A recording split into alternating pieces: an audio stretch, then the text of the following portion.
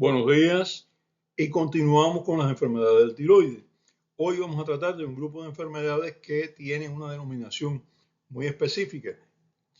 Habíamos hablado de hipertiroidismo en general, de hipotiroidismo en general, de algunas de las enfermedades que cursan con hipertiroidismo o con hipotiroidismo, y hoy vamos a ver algunas enfermedades del tiroides que son menos frecuentes que las que ya habíamos hablado, pero que se ven y además que tienen sus características muy particulares.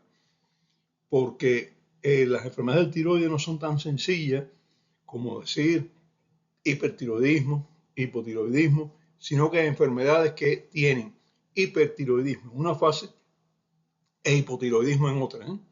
No es tan sencillo es como en ideología, derecha-izquierda. No, ya derecha-izquierda no existe. Las ideologías son más complicadas que esto. Y en las enfermedades de tiroidea hay algunas de ellas que no son tan simples como hipertiroidismo, hipotiroidismo, sino que tienen diferentes tipos de momentos, ¿no? Fases, de ciclos, podemos decir así. Vamos a comenzar por la tiroiditis subaguda de Kervin. La tiroiditis subaguda de Kervin es menos frecuente que las que habíamos hablado anteriormente, pero no es tan rara tampoco, yo he visto algunas. También se le llama tiroiditis de células gigantes o tiroiditis granulomatosa subaguda. Es una enfermedad, bueno, esto es por la histología. Cuando se hace la biopsia se encuentran células gigantes, por eso se llama tiroiditis de células gigantes, y también se encuentran granulomas, y por eso se llama también tiroiditis granulomatosa subaguda, porque no es una enfermedad aguda, pero no es una enfermedad crónica. Vamos a ver cómo es esto. Es una inflamación del tiroides limitada en el tiempo, es decir, transitoria. Se recupera totalmente. No es una enfermedad que se mantiene, que persiste, no es una enfermedad que tiene una fase, un periodo de tiempo que se padece y después, bueno, pues se recupera, la persona ya no tiene problema, todo quedó bastante bien. Se relaciona con diversas enfermedades inflamatorias, entre ellas paperas, o sea, la persona que tiene papera o tiene una enfermedad viral por adenovirus o por virus de Epstein-Barr o por un ecovirus, por Coxsackie, por influenza o por enterovirus. Fíjense que hay una gama grande de enfermedades virales, todas ellas son virales. Estas personas presentan posteriormente una enfermedad de Kerbein, una tiroiditis subaguda. Ahora, no son todas las personas, o sea, todo el que adquiere una enfermedad de esta, ya sea parotiditis, ya sea un ecovirus, un adenovirus, no tiene riesgo de padecer de una tiroiditis de Kerbein. ¿Quién tiene este riesgo? Algunas personas. Se ha visto que esto está relacionado con un HLA-B35. ¿Y eso qué cosa es? Un número así raro, ¿no es verdad? Bueno, todos nosotros tenemos en todas nuestras células un identificador. Y ese identificador, ya hablamos de esto en inmunología, pero bueno, siempre es bueno recordarlo, dice, estas células de esta persona y no de otra. Eso es lo que se llama sistema de histocompatibilidad tisular o HLA. Y hay un grupo grande de HLA, porque bueno, la HLA a su vez tiene subdivisiones. También hablamos de esto, si mal no recuerdo, en el ciclo de inmunología. Pero es muy importante también para enfermedades autoinmunes. Bueno, pues personas que tienen un patrón de HLA-B, que es un tipo de HLA de tipo 35, tienen un riesgo elevado de padecer de una tiroiditis de Kerbein después de algunas de estas enfermedades virales que habíamos explicado. La causa no está claro. ¿Por qué les digo que no está claro? Porque no está claro si es el virus mismo, que estas personas tienen cierta facilidad para que el virus ataque tiroides, es una posibilidad, o es que es una reacción inmunológica donde puede haber algunos antígenos comunes entre el virus y la persona que padece la enfermedad viral. No es autoinmune. Las enfermedades autoinmunes se mantienen en el tiempo y no van a resolver, necesitan tratamiento para mejorar. Esto es una enfermedad inmunológica. Ahora, inmunológica por infección del tiroides por parte del virus o inmunológica por antígenos comunes que después que pasó la infección viral se quedaron los anticuerpos dando vuelta, no encuentran el virus para el cual fueron diseñados y entonces se encuentra que el tiroides tiene un tejido parecido al virus y dicen, bueno, pues vamos a atacar aquí a ver qué pasa y atacan el tiroides. Pero no son anticuerpos contra tiroides, por eso no es autoinmune, es inmunológica. Y no se sabe si es, repito, que el virus atacó el tiroides o simplemente que hay tejido tiroideo similar con algunas estructuras parecidas a los antígenos del virus. Ya hablábamos esto también cuando hablábamos del ciclo de inmunología, pueden repasarlo ya, cómo un anticuerpo que está diseñado para un antígeno específico puede reaccionar con otros antígenos que no son para el cual él fue diseñado. La tiroides de Kervin comienza con fiebre, como una enfermedad infecciosa también. Unos síntomas generales parecidos a los síntomas de la gripe. Dolor en el cuello y aumento doloroso del tiroides. Consistencia dura, un tiroides inflamado, duro, doloroso. Y esta inflamación, ¿qué hace? Que en una primera fase se liberan hormonas tiroideas. Y estas hormonas tiroideas hacen que aparezcan síntomas de hipertiroidismo. Inflamación de tiroides, o sea, aumento de tamaño, duro, con fiebre, con síntomas generales como si fuera una infección cualquiera, dolor en el cuello, en el tiroides y síntomas de hipertiroidismo. Piensen en primer lugar en la enfermedad de Kervin. Es seguida de una segunda fase. Esta es la primera fase o fase hipertiroidea. Entonces comienzan a mejorar los síntomas, disminuyen los síntomas de hipertiroidismo, la persona se siente mejor. Es una función, la función de tiroides está normalizada en este momento. Si hubiéramos hecho hormonas, dosificación de hormonas en la primera fase, hubiéramos encontrado aumento de T3 y T4. Ahora, en la segunda fase, que es una fase normotiroidea, hacemos hormonas, todo está bien. Dosificamos hormonas, no están aumentadas, no están disminuidas, están normales. Perfecto, ya pasó aquello. No. Ahí llega la tercera fase. La tercera fase es hipotiroidea. En esta los síntomas que aparecen son síntomas de hipotiroidismo. Hipertiroidismo, primera fase, con síntomas de infección. Normotiroidea, función tiroidea normal en segunda fase. Función tiroidea disminuida, tercera fase. Y entonces poco después se va recuperando la función de la glándula de nuevo y regresa a la normalidad. Es la cuarta fase. O sea, son 4 fases. Primera, hipertiroidismo con aumento de hormonas tiroideas. Segunda, normotiroidea. Tercera, hipotiroidea con disminución de hormonas tiroideas. Y cuarta fase, de nuevo, normotiroidea y se resolvió la enfermedad. La enfermedad desaparece, no hay problema ninguno. ¿Cuánto dura? Entre 3 y 6 meses de duración. Se soluciona, como dije, sola, sin medicamento ni nada, y no deja secuela. La persona queda recuperada completamente, aunque se plantea que alrededor del 2% de los casos pueden presentar nuevas crisis de tiroiditis de Kervin. El diagnóstico, cuadro clínico, las 4 fases. Encuentran un hipertiroideo que pasa a normotiroideo, a hipotiroideo, de nuevo a normotiroideo y se pasó todo. Es una tiroiditis de Kervin, no hay problema ninguno. Y los exámenes de laboratorio que ya dije, aumentado T3 y T4 en la fase hipertiroidea, normal en la segunda fase, disminuido en la tercera y normal en la cuarta. También hay otro aspecto importante. Si se hacen exámenes de laboratorio, se encuentra aumento de la proteína C reactiva y eritrosedimentación acelerada, anemia ligera, y todo esto corresponde con signos de inflamación aguda. O sea, estamos hablando de una respuesta inflamatoria sistémica que va a producir aumento de proteína C, que está relacionada con la liberación de algunas de las citocinas. Ya hablamos de esto en citocina, en el ciclo de citocina, cuando hablábamos de citocina, en el ciclo de inmunidad, cuando hablábamos de inflamación. De inflamación, cuando hablábamos de la citocina, pues la proteína C reactiva se eleva, la eritrosedimentación se acelera, puede llegar a valores de 80, 90, y la elevación de T3 y T4 en la fase aguda, como ya decíamos, con disminución de TSH, también porque ahí la hipófisis inhibe ante un tiroides que está produciendo una gran cantidad de hormonas. Todo esto que hace pensar en una inflamación aguda, y es lo que hay. Si le sumamos a esto que si se hace se dosifica tiroglobulina en sangre, nos encontramos que está aumentada, lo que habla de inflamación de los folículos tiroideos. Recuerden que la tiroglobulina es el precursor de hormonas T3 y T4, es la proteína que producen los folículos tiroideos, que a ella se añade el yodo, ya hablamos de esto en el primer programa de este ciclo, y entonces después se van separando las partes que tienen, unas partes que tienen un solo yodo, un fragmento que son la monoyodotironina, y uno con dos, que eso se unen después y van a formar la triiodotironina, la tetraiodotironina, que son T3 y T4, y entonces va a estar en plasma la hormona que no debería estar, la que está encerrada en los folículos.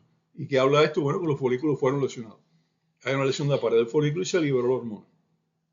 Si hay duda, realizar biopsia por aguja fina, por aspiración, y entonces se llega al diagnóstico histológico con las células gigantes que ya hablábamos, con infiltración linfocítica, y entonces se puede hablar de una tiroiditis subaguda con células gigantes, que es el diagnóstico histopatológico característico. Tratamiento, nada, entre 3 y 6 meses pasa la enfermedad y no queda nada. La persona tiene muchos síntomas de hipertiroidismo, se pueden utilizar beta bloqueadores, propanolol, atenolol, y se pueden utilizar antiinflamatorios no esteroideos también si tiene mucha molestia, dolor, mucha inflamación, antiinflamatorios no esteroideos, AINE, que hablamos de ellos también en el ciclo de inflamación. No hay otro tratamiento específico, no hay que mantener tratamiento, no hay que dar tratamiento de hormonas, no hay que bloquear nada, y los beta bloqueadores se utilizan solo en la fase de hipertiroidismo si hay muchos síntomas. Lo otro, esperar que se quite. Y se quita. En caso severo, se han utilizado glucocorticoides, pero estos glucocorticoides solo mejoran los síntomas, no resuelven el problema de enfermedad. La enfermedad, de todas maneras, de 3 a 6 meses, cura solita, sin problema de ningún tipo. Y no podemos acelerarla con ningún medicamento. Ahora vamos a hablar de la tiroiditis, muy interesante, más frecuente de lo que se piensa y poco diagnosticada. La tiroiditis linfocítica postparto. ¿Sí? Postparto, después del parto. Es una inflamación de la glándula tiroidea que aparece hasta en el 6% de las mujeres después de un parto o después de un aborto. Pasa un tiempito, la mujer pare o tiene el aborto, pasan 2 meses, 3 meses, 4 meses, hasta 12 meses. Y en este periodo de tiempo, de 2 meses a 12 meses después del aborto o del parto, la señora empieza con síntomas. Síntomas que en la primera fase se presentan con liberación de hormonas tiroideas, es decir, tienen síntomas de hipertiroidismo, de tirotoxicosis, y esta primera fase dura de 2 a 8 semanas. ¿Cuáles son los síntomas? Pérdida de peso, ansiedad, insomnio, y entonces la señora dice, este niño no me deja dormir, me paso las noches sin dormir, pero es que te da mala noche. No, pero es que yo no puedo dormir, estoy pensando en que sí esto, y entonces estoy con él ahí, pero además muy agitada, baja de peso. La gente dice, oye, cógelo con calma, que vas a tener problemas porque estás perdiendo mucho peso después del parto, recupérate, muy ansiosa. Y entonces también la achaca, ¿no? Imagínate, con un bebé, y a lo mejor la señora, pues el esposo trabaja, ella está en la casa, y entonces le echamos la culpa a la situación de la persona y no observamos que esa persona tiene síntomas como temblor en las manos, tiene síntomas de hiperactividad, tiene síntomas de, por ejemplo, intolerancia al calor, que son síntomas característicos de la tirotoxicosis, o sea, elevación de las hormonas tiroideas en sangre. La glándula puede tener tamaño normal o estar ligeramente aumentada. Y esto también confunde, porque no es la tiroiditis que habíamos hablado anteriormente, que ven que uno ve una glándula aumentada de tamaño dolorosa. No, aquí no. Aquí la glándula está normal en tamaño o un poquitico aumentada, pero como la persona ha bajado de peso, pues a veces el mismo médico dice, no, es que se le palpa mejor el tiroides porque bajó mucho de peso. Y entonces le echamos la culpa de todo al parto. Y a veces hasta hablamos, es una psicosis postparto porque está muy nerviosa. No, pues nada de eso. Lo que tiene es un hipertiroidismo postparto. Tenemos que tenerlo presente siempre en personas con estos síntomas. Los síntomas, variables, pero no son muy marcados. No es el hipertiroidismo ese característico que habíamos hablado de él. Son síntomas de, ya repito, ansiedad, pérdida de peso, agitación, insomnio, un poquito de intolerancia al calor. Síntomas más bien que a veces son hasta ligeros. Pero llega la segunda fase. Pasan de 2 a 8 semanas, o sea, de 15 días a 2 meses, y entonces la persona disminuye todo. Está más lenta, está fatigada, está deprimida, y los síntomas todo el mundo dice, bueno, pues esto imagínate, después de un parto, ¿qué tú vas a hacer? Además tiene problemas porque el niño es muy activo, porque no sé qué, empezamos a echarle la culpa a una serie de factores que no son. No son. Por eso hay que sospechar una tiroiditis subaguda postparto en una señora, en una mujer que parió de 2 meses a 1 año después comienza con agitación, ansiedad, con estos síntomas que habíamos hablado, y después de 2 a 8 semanas comienza a disminuir, cansada, deprimida, con fatiga, enciendan las alarmas, puede ser un hipertiroidismo una tirotoxicosis por una tiroiditis postparto, y entonces hay que hacer la dosificación de hormonas tiroideas T3 y T4 y TSH, que vamos a encontrar en la fase de hipertiroidismo, la primera fase, que son los primeros de 2 a 8 semanas después del inicio de la enfermedad. Ahí vamos a encontrar T3 elevada, T4 elevada y TSH baja. Cuando llegamos a la fase hipotiroidea, que encontramos T3 y T4 bajo y TSH elevada. Y esto permite hacer el diagnóstico. ¿Cuál es la causa de este tipo de tiroiditis? Se desconoce, pero se sospecha que sea autoinmune transitoria, o sea, que sea inmunológica, porque se han encontrado anticuerpos antitiroideos circulando y porque se ha observado cierta predisposición en mujeres diabéticas con una diabetes tipo 1. O sea, es más frecuente en diabéticas tipo 1.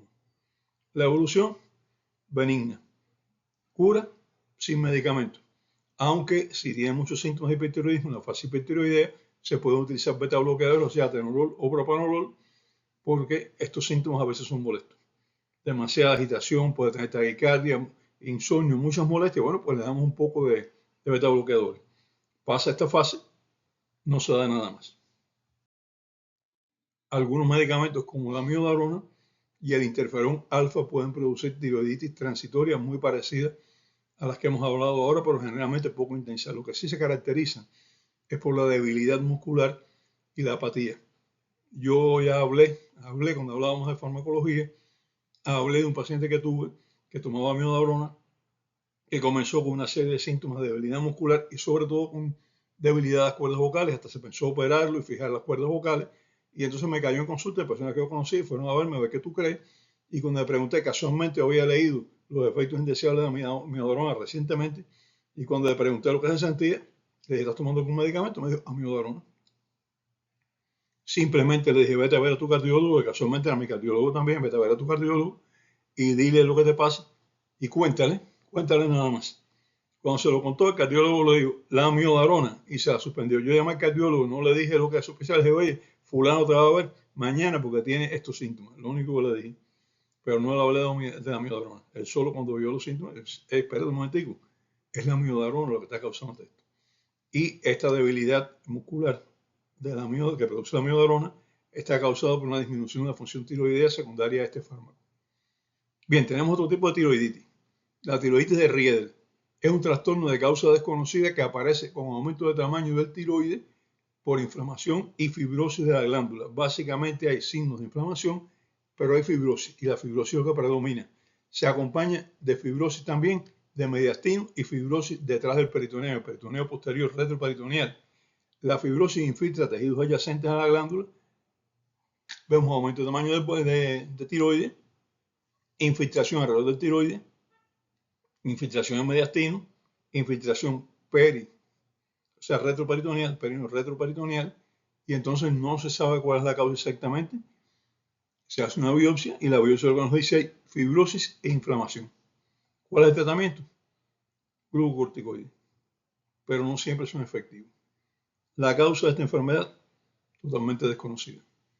Los síntomas, básicamente aumento de tamaño del tiroides, sin signos de hiperfunción ni de hipofunción, simplemente un aumento de tamaño del tiroides que va cada vez aumentando más, y ahí está la causa, que es infiltración, porque la inflamación lo que va a causar sobre todo es una infiltración fibrosa, la fibrosis como cicatrices, pequeñas cicatrices, ¿no? Microcicatrices múltiples, pudiéramos decir esto.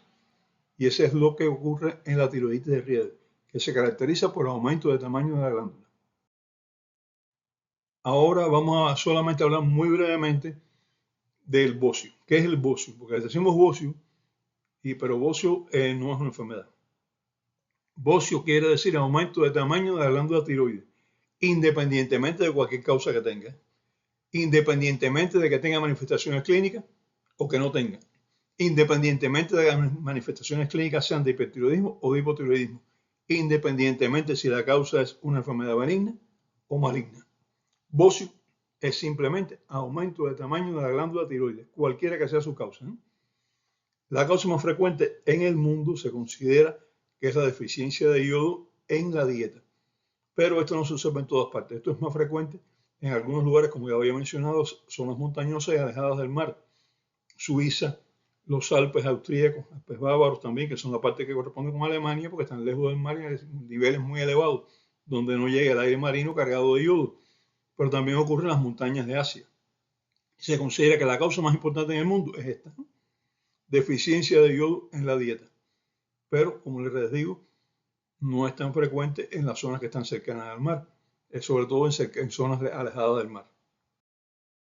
Ante una persona que llega con aumento de tamaño en la región anterior del cuello, lo primero es confirmar que se trata de tiroides, porque no todo lo que aumenta de tamaño en el cuello es tiroides, pueden ser otras enfermedades u otras estructuras.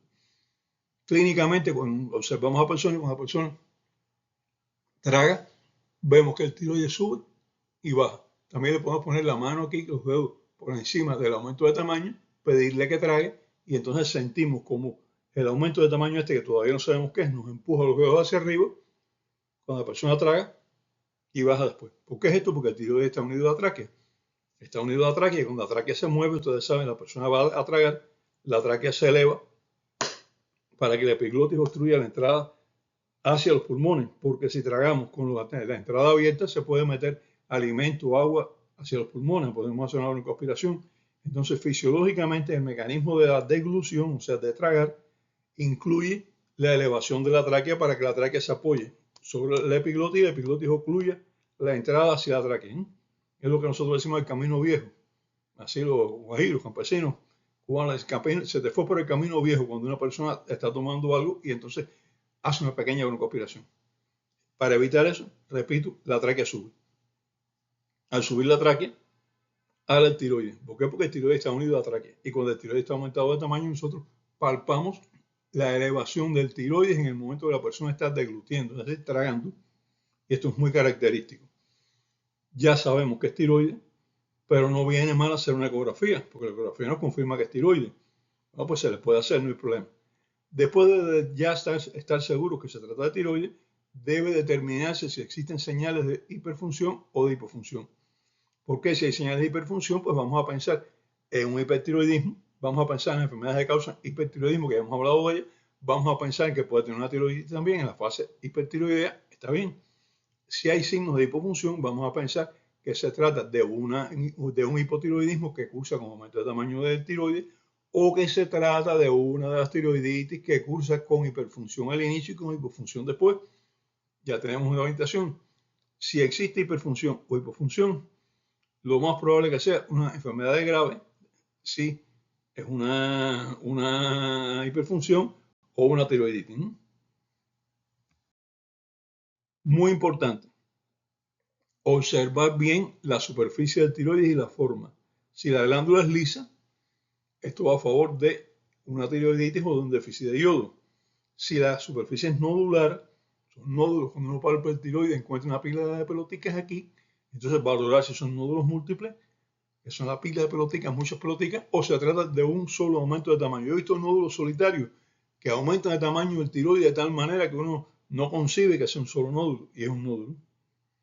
Y entonces, bueno, cuando uno observa bien si es un nódulo, pero en ese caso la glándula no aumenta de tamaño de forma regular, de forma completa, como es en las tiroiditis, sino que va a aumentar de tamaño un solo lado. Entonces, después de ya comprobar que es tiroides, comprobar si hay o no hiperfunción o hipofunción, el otro paso es este, ¿no? Si tiene nódulos o no tiene nódulos y si el nódulo es solitario o múltiple. Los nódulos, los bóceos, con muchos nódulos multinodulares, por lo general no presentan problemas, por lo general son benignos y no tienen alteraciones de la función glandular, pero pueden crecer mucho y cuando crecen mucho empiezan a empujar las estructuras vecinas, empiezan a empujar las venas, las arterias, la tráquea, el esófago, causan síntomas por compresión y hay que entrar a valorar cuál es la causa de esto, ¿no? A veces, pacientes con bóceos multinodulares benignos, que no tienen problema ninguno, hay que operarlos de tiroides. ¿Por qué? Porque los síntomas de compresión son tan molestos que no hay más remedio que operar tiroides y quitar el tiroides, o por lo menos un lóbulo del tiroides. Esto es frecuente que ocurra. Los exámenes de laboratorio son muy importantes para determinar la función tiroidea. Elevación de las hormonas T3, T4 o de TSH nos está hablando de hiperfunción tiroidea. La TSH está baja, con T3 y T4 elevada, repito, es autóctona de tiroides, el tiroides que está funcionando exageradamente. la TSH está elevada con T3 y T4 elevadas también, es hipofisario. Ya eso lo habíamos dicho, pero lo repito para refrescar. También hay que valorar si el bocio presenta aumento o si hay nódulos, ya lo dijimos también, y si el aumento de tiroides no causa compresión. Importante, a veces el tiroides aumenta de tamaño hacia el tórax, hacia el mediastino, son los llamados bocios intratorácicos. Cuando vemos aquí es pequeñito, ¿no? Pero el paciente se queja de muchos síntomas. Y cuando hacemos un rayo X de tórax nos encontramos una tumoración grande que está dentro del mediastino. Y entonces decimos, bueno, ¿será tiroides o no será tiroides? Y eso tenemos que comprobar que esa tumoración grande es tiroides, porque también puede ser un timoma. Timoma que es un tumor del timo, del resto del timo, pueden ser algunas otras cosas. También hay que observar para ver la situación de tiroides si la tráquea está desviada, porque cuando crece más de un lado que de otro, la tráquea, el tiroides empuja la tráquea hacia un lado y la tráquea aparece como desviada. Valorar si hay alteraciones de la voz, porque al comprimir la tráquea, el tiroides, o sea, el bocio, no el tiroides, el bocio, va a producir alteraciones de la voz y produce muchas veces cuando comprime el nervio recurrente una disfonía, o sea, una voz con dos tonos. Tenemos que observar si las venas del cuello están dilatadas, pues quiere decir que está comprimiendo venas del cuello. Si hay aumento de tamaño de los ganglios linfáticos del cuello, palpar en el cuello las cadenas laterales, porque si hay un aumento de los ganglios linfáticos, podemos estar hablando, podemos estar en presencia o bien de una tiroiditis inflamatoria, o bien, y esto es un problema también, de una neoplasia de tiroides, un cáncer de tiroides. Se puede hacer la maniobra de Pemberton para definir mejor esto. ¿Qué cosa es la maniobra de Pemberton? Simplemente se le manda al paciente a colocar las manos sobre la cabeza. Esto eleva el tórax, dificulta la salida de los vasos sanguíneos del cuello hacia el tórax, y entonces el paciente debe quedarse en esta posición, y si existe opresión, compresión de las venas del cuello, entonces estas se dilatan y la cara y el cuello cambian de color, toman un color un poquito más oscuro, a su lado oscuro. Solamente con hacer esto y estar un ratico así, ¿eh? Si usted no tiene problema de compresión de las venas del cuello, pues no pasa nada. Está así un ratico, las venas no se dilatan, no se cambia de color y no pasa nada. Una manera muy fácil de hacer y que a veces nos olvidamos de ella, ¿eh? Si todo está normal, solo hay un aumento de tamaño de tiroides, o sea, un bocio, hay que observar al paciente periódicamente. O sea, no decir, no, vete para tu casa, no tienes nada. No tienes nada por ahora, vete para tu casa, todo está bien, pero vuelve dentro de 3 meses para hacerte los análisis otra vez. Al cabo de 3 meses aproximadamente, repetir T3, dosificación de hormonas tiroideas, T3, T4, TSH, examinarlo cuidadosamente de nuevo, y si fuese necesario se puede repetir la ecografía tiroidea y así valorarlo por lo menos 3 o 4 veces al año. Si aparece un aumento de tamaño nodular o una zona en la glándula endurecida o ganglios linfáticos nuevos en el área del drenaje linfático de tiroides, aquí en la parte lateral del cuello, hacer biopsia. ¿Biopsia de dónde? Del nódulo este que apareció nuevo, o biopsia del área de tiroides que está endurecida, o biopsia de los ganglios linfáticos, o biopsia de las 3 partes. ¿Por qué? Porque, bueno, ya hablaremos, vamos a dejar el cáncer de tiroides para el último programa, pero ya hablaremos de la importancia que tiene esto. Bueno, llegamos al final de este programa. Muchas gracias por seguirme. Y en el próximo continuaremos hablando del nódulo tiroideo y posteriormente en el último programa de cáncer de tiroides. Los espero, ¿eh? Hasta entonces.